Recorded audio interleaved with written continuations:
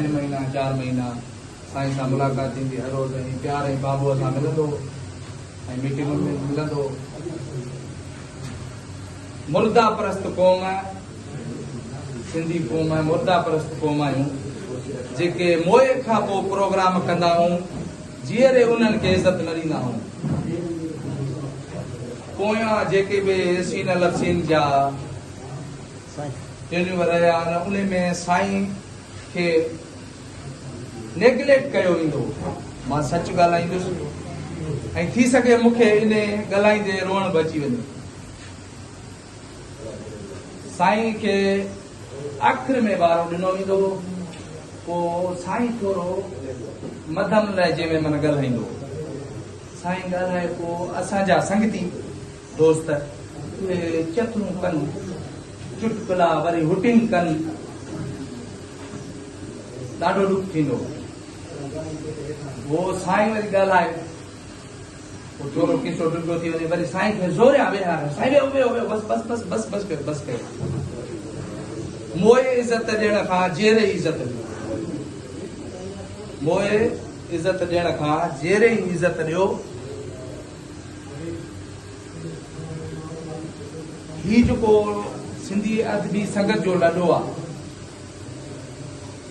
इन में सदाई कॾहिं हाणे मां थोरो कॾहिं माना फलाणो कॾहिं फलाणो कॾहिं फलाणो कॾहिं फलाणो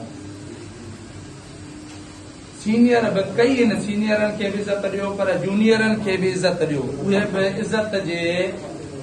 इज़त जा हक़दार आहिनि। मूंखे तमामु ॾुख थींदो त सीनियरनि ते जंहिं महिल सीनियर ॻाल्हाईंदा त कई दोस्त उन्हनि ते हुटिंग कंदा। कई दोस्त नाला किन किन जा खणा नाला निभागनि कहिड़नि जा खणा दोलू दीनू दाऊ सभु अची विया उन्हनि। साईं खे मां भेटा पेश कंदुसि हिकिड़ी जेको मूं ॻाल्हायो आहे कंहिंजी दिलि आज़ारी थिए त मां तहे दिलि सां माना माज़रत घुरां थो पर मूंखे माना इहो महसूसु थियो मां चई वियो आहे ऐं मुंहिंजो सॼो जिस्म हिन महिल ॾके पियो पर मां सच ॻाल्हाइण खां कोन मुड़ंदुसि पोइ कंहिंखे वणूं या न वणूं। मेला मिलण ही कचहरियूं बि हूंदियूं मगर पोइ मिठड़ा तूं मान हूंदासीं मगर पोइ मिठड़ा तूं मान हूंदासीं।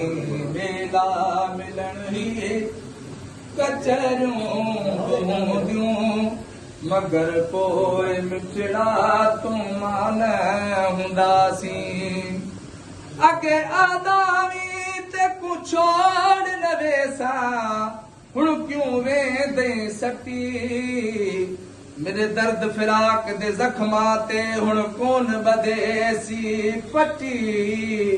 तूं सारी उम्र मगरूर रहे असां रोंदे उम्र कटी गुलाम फरीदा साडी उम्र घटी तब दिलड़ी मूर न हटी।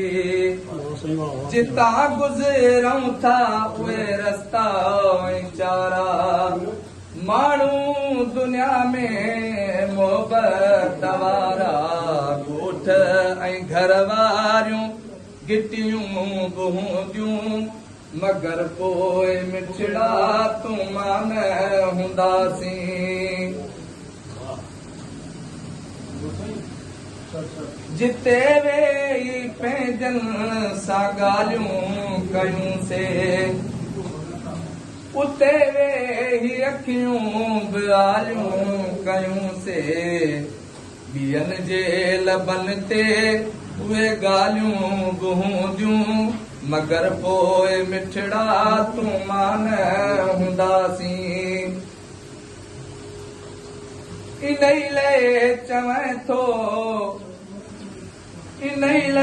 चवनि थो त प्यार वंडे वठ मोहबत सां सचड़ा के रिश्ता ॻंढे वठ।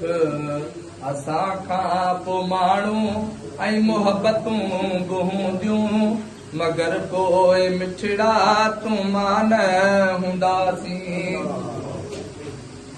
ख़ुदा जो ॾिनल ही तोहफ़ो ज़िंदगी आ गुजारण सच्चाई सां सोलंगी बंदगिया फकीर मोहम्मद सागियूं गड़ियूं बि हूंदियूं मगर पोइ मिचड़ा तूं मान हूंदासीं मेला मिलण ही कचहरियूं बि हूंदियूं मगर पोइ मिचड़ा तूं मान हूंदासीं महिरबानी